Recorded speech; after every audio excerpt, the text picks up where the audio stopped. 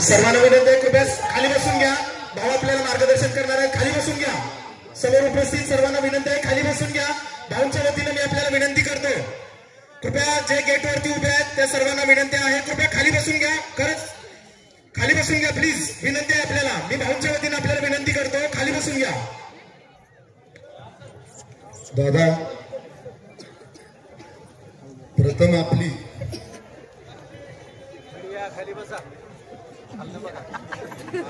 क्षमा मागतो की माझ्या सामान्य कार्यकर्त्यांनी हे भाषणाचं प्रोटोकॉल तोडलं.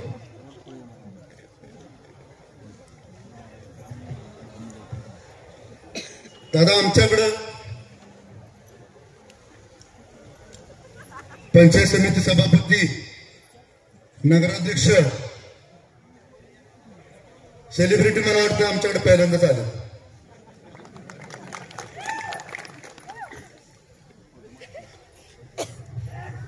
मला आज चांगलं आठवतंय 2019ला दादा मी तुम्हाला शब्द दिलाय. दादा, मी तुमच्या बरोबर ताकदीने राहणार. त्यावेळेस पण आम्ही कोणत्याही सभेला ना आपण होता, ना कोणी सेलिब्रिटी होती. आमची सेलिब्रिटी बसलेली, समोर बसलेली सामान्य जनता. दादा,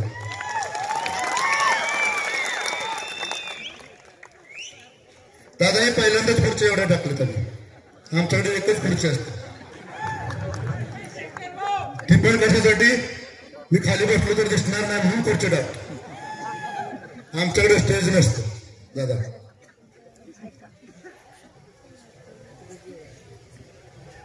कारण आम्ही सामान्य कार्यकर्त्याचा नेता, सामान्य कार्यकर्त्याचा नेता नाही, सामान्य कार्यकर्त्याचा एक सेवक आहे.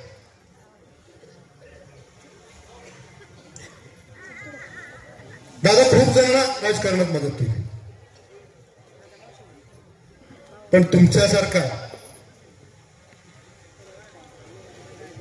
शब्द पाळणारा आणि शब्द देणारा आणि भावनिक असणारा, छोट्या छोट्या गोष्टीत आपल्या डोळ्यात पाणी येतो. दादा, मला चांगलं आठवतं आपल्या लोकसभेच्या इलेक्शनच्या वेळेस माझ्या ऑफिसला आपण आला होता.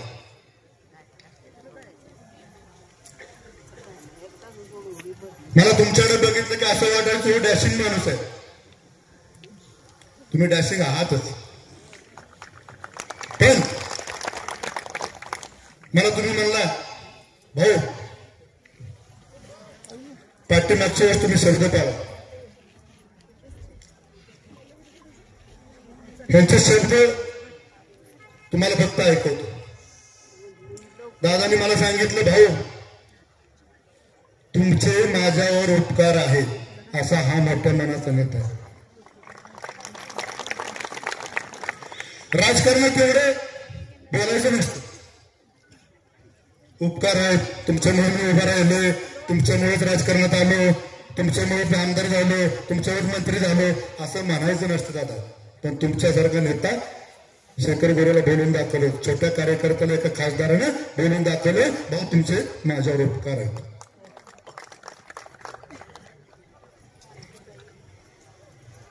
माझ्या ऑफिसला आल्यानंतर तुमच्या डोळ्यात पाणी बघितलं.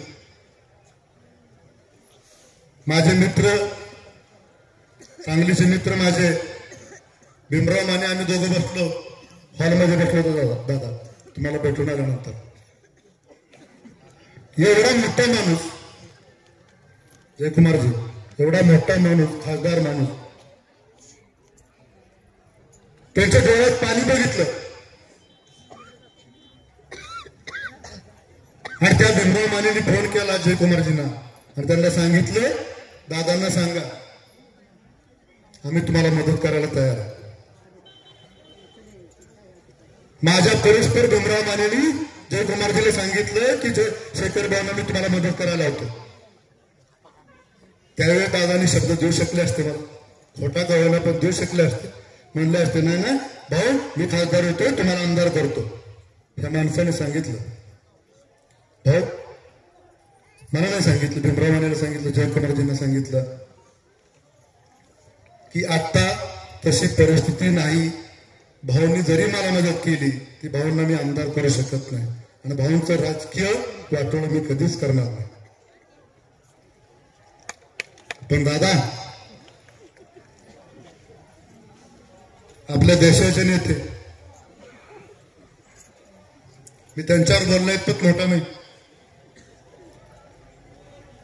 दादा माझ्या मुलाची शपथ घेऊन सांगतो, शरद पवार साहेबांनी शेखर गोळेला 3 वेळा शब्द दिला. दादा मुलाची शपथ ह्या गोष्टीसाठी घेतो, राजकारण तुम्ही म्हणला मगाशी, सरळ मार्गी माणसाचं राजकारण नाही म्हणून दादा 12 वर्षात शेखर गोरे कधीच आमदार नाही झाला. प्रत्येकाने शब्द दिला आणि शरद पवार साहेबांनी तुमच्या लोकसभेच्या वेळेस शब्द दिला. त्यांनी मला सांगितलं शेखर जयकुमारला तुम्हीच पाडू शकता. एकदा गौरंग बागेत दिला, एकदा पंढरपूरमध्ये दिला, एकदा दिल्लीत दिला.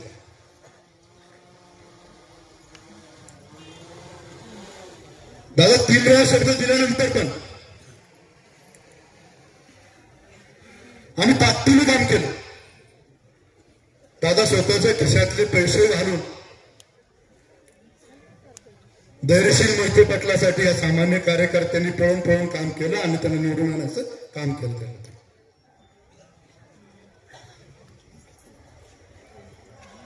तुम्हाला शब्द दिला होता तो पाळला आणि तुम्हाला दादा माहित नाही माझे सामान्य कार्यकर्ते ज्यांच्या बरोबर असतात त्यांना गुलाल असतो. त्यामुळे तुम्हाला आठवत असेल 2014ला विजयसिंह मोहिते पाटील उभे राहिले होते. आम्ही कुठल्या पक्षात नव्हतो. मी माझ्या सामान्य कार्यकर्त्याने त्याच्या पाठीमागे उभे राहिले आणि विजयसिंह मोहिते पाटील निवडून आले.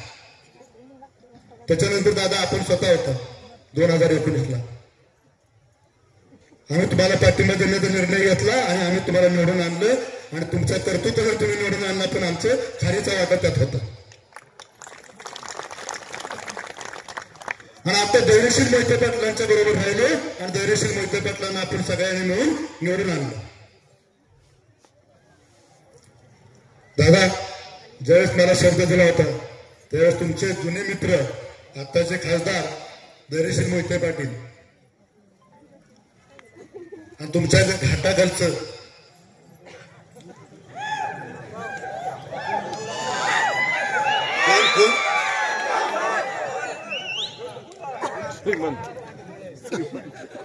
ते घाटाखालचं भांडवळ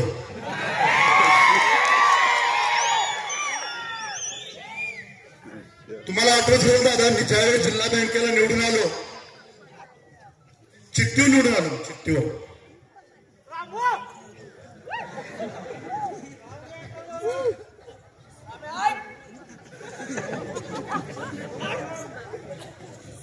दादा मी चिठ्ठीवर निवडून आलो आणि मला पत्रकारांनी विचारलं रामराजाबद्दल तुम्ही काय बोलणार. त्यांना त्याशिवाय सांगितलं होतं 2-2.5 वर्षापूर्वीची गोष्ट आहे. मी त्यांना सांगितलं होतं रामराजे नाईक निंबाळकर जोपर्यंत जिवंत आहेत तोपर्यंत नानखटावचा आमदार राष्ट्रवादीचा कधीच होणार नाही.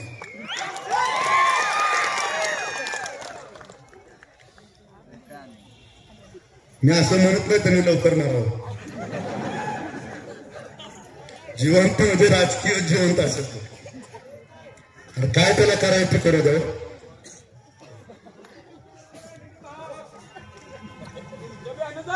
त्यांच्या समोर दादा मला 2 वेळा शब्द दिला. धैर्यशील मोहिते पाटलांच्या समोर 1 वेळा शब्द दिला.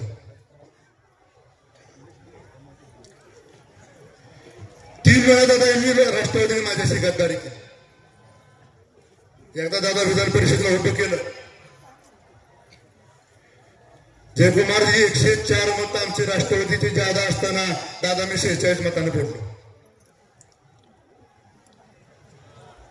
मला पण वाटलं की लवकर आमदार होईल. तिकडे जयभाऊ आमदार आहे, मी पण आमदार होईल. मला बऱ्याच लोकांनी सांगितलं ही दादा फसवतील, पण मी ऐकलं ना. मला पण वाटायचं लवकर आमदार हो, लवकर आमदार हो. मला काय माहिती एवढा लवकर आमदार होताना खूप त्रास होतो.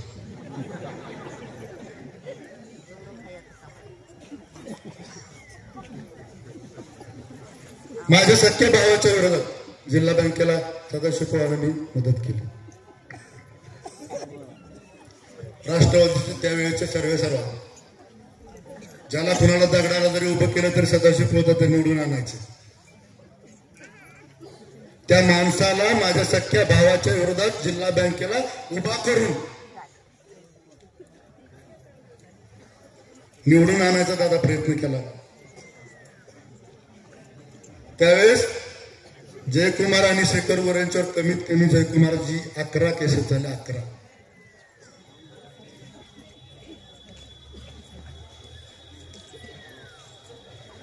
आणि हीच लोक दादा फक्त त्यावेळेस सदाशिव पवार त्या फक्त 2 मतांनी पडले. एवढा असताना लोक कधी कधी म्हणतात, राष्ट्रवादीचे लोक म्हणतात की जयकुमार आणि शेखर गोरे एक आहे. जसं आता आम्ही एक व्हायचा प्रयत्न करतोय तसं जर 12 वर्षापूर्वी किंवा 10 वर्षापूर्वी प्रयत्न केला असता तर शेखर गोरे तुम्हाला आमदार दिसला असता.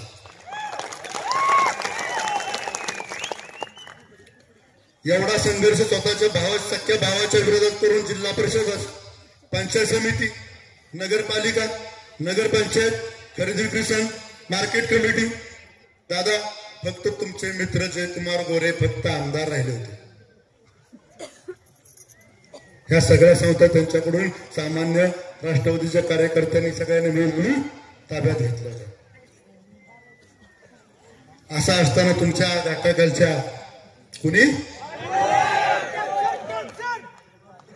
की मध्येच प्रभाकर देशमुख साहेबांना आणलं आणि शेखर गोरेला खड्यासारखं बाजूला केलं.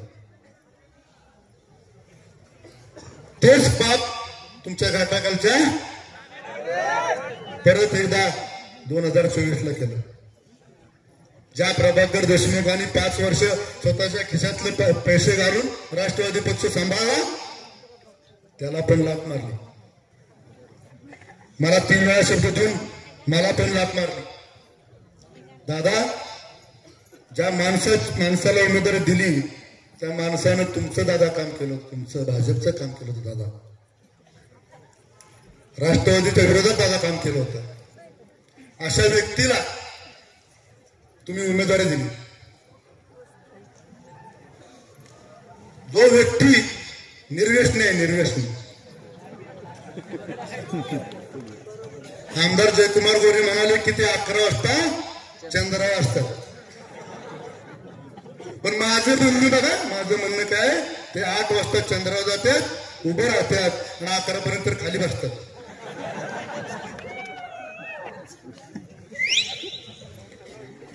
दादा त्यांना घाम पुसायला एक पीए काय म्हणतात तुमच्या भाषेत, मला एवढं कळत नाही.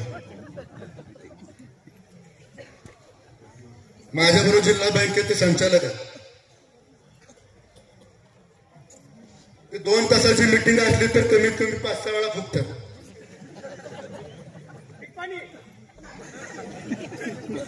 समजून घ्या. हे आपले उमेदवार जे लोकसभेला भाजपचे काम करणारे आता विधानसभेला राष्ट्रवादीचे उमेदवार आहेत.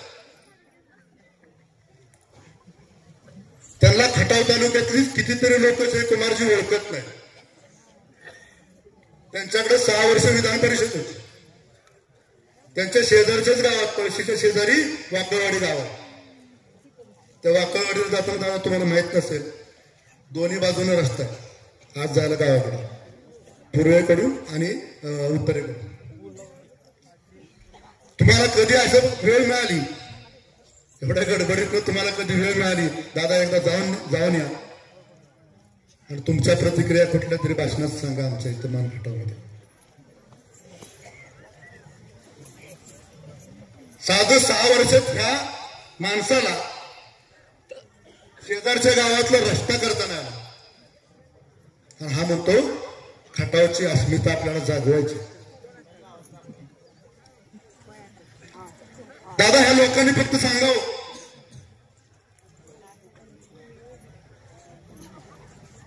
आम्ही जयकुमारची स्तुती करत नाही. मी मगाशीच सांगितलं, जयकुमार आणि शेखर गोरे फक्त ह्या बसलेल्या माणसामुळे, या देव माणसामुळे शेखर गोरे आणि जयकुमार गोरे एकत्र आले. कुणाच्याच दम नव्हता, कुणाच्याच दम नव्हता. ह्या दोघांना, शेखर गोरेला आणि जयकुमार गोरेला एक करायचा कुणाच्याच दम नाही. आणि दादा तुम्ही मगाशी म्हणला की आम्ही दोघं जर एक झालो तर तुमच्या खालच्या बांधव्याला वर येऊन देणार नाही.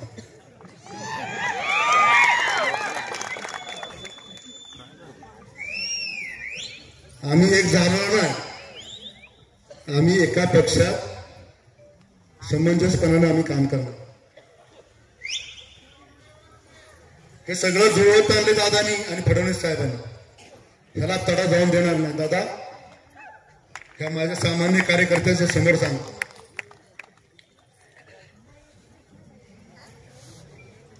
आमच्या दोघांच्या मध्ये आपण दुवा म्हणून राहावं. आम्ही दोघं पण आक्रमक आहे.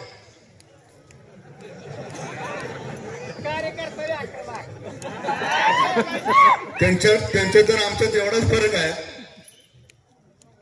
त्यांच्याकडे कॉन्ट्रॅक्टर असतात, त्यांच्याकडे बंगलेवाले असतात, त्यांच्याकडे 4 चाकीवाले असतात आणि आमच्याकडे समोर बसलेली ही सामान्य जनता असते. जी एक दिवस अगोदर सांगितलं ताकदीने गोळा होते. दादा पूर्ण दरवाजा भरला. तुम्ही आम्हाला 6 वाजता सांगितलं होतं, आता जवळजवळ 9 वाजता, 9:15 झाले. महिला बघा समोर बसलेलं. तुमची लाडकी बहीण योजना एवढी सक्सेस झाली दादा, तरी पण तुमच्याकडे जेवढ्या महिला नाही तेवढ्या शेखर गोरे यांच्याकडे महिला आहेत. आणि आम्ही ते सगळ्या महिला आणि समोर बसलेली जनता घेऊन आम्ही तुमच्या भाजपच्या बरोबर यायला तयार आहे.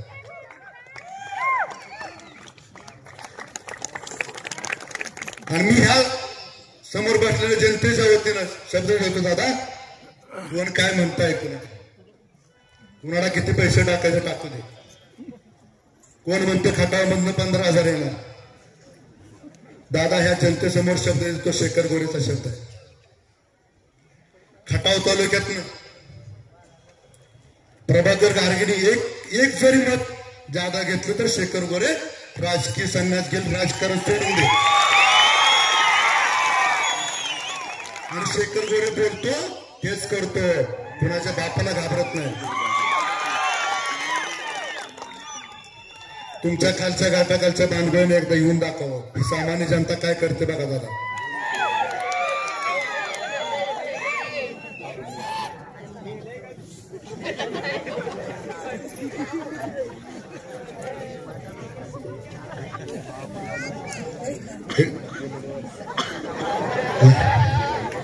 हे गारगे साहेबांचे कार्यकर्ते. दादा बरं झालं मला आठवण झाली. हे खाली बसा, खाली बसा, हे खाली बसा. असे बरेच कार्यकर्ते गारगे साहेबांचे. आदर्श आमदारांची खरी आठवण असू द्या, चेष्टेचा भाग सोडा. दादा आम्ही ठरवलं होतं उद्यापासून प्रचाराला सुरुवात करायची, पण दादा तुम्ही तो व्हिडिओ दाखवला. बऱ्याच माझ्या सामान्य कार्यकर्त्यांना समजलं नाही विधानमंडळ म्हणजे काय असते, विधिमंडळ म्हणजे काय असतं. मी सगळ्याला सांगतो दादांच्या समोर, आमच्या कार्यकर्त्यांना फक्त आमदार एवढंच कळतं.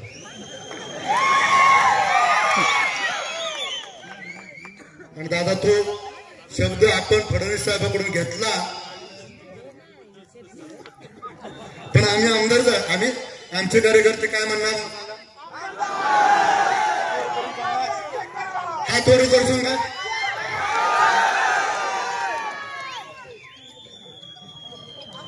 माझ्याकडून बोलताना चुकून एक व्यक्ती सोडून ना, बाकीच्या बाबतीत खालचं घाटाखालचं सोडून, घाटाखालचं सोडून कोणाच्या बद्दल जर अपशब्द माझ्या तोंडातून गेले असतील तर सगळ्यांची माफी मागून आपल्याला सगळ्याला विनंती, उद्यापासून नाही, इथून आत्तापासून आपल्याला भाजपचं कमळ चिन्ह 23 तारखेला फुलवायचं आहे. परत एकदा सांगा, जयकुमार गोरेंना आपल्याला आमदार करायचे, हात वर करून सांगा.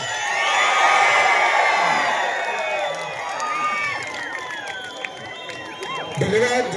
या ठिकाणी आपण आदरणीय शेखर भाऊ गोरे प्रतिष्ठानच्या वतीने उपस्थित राहिला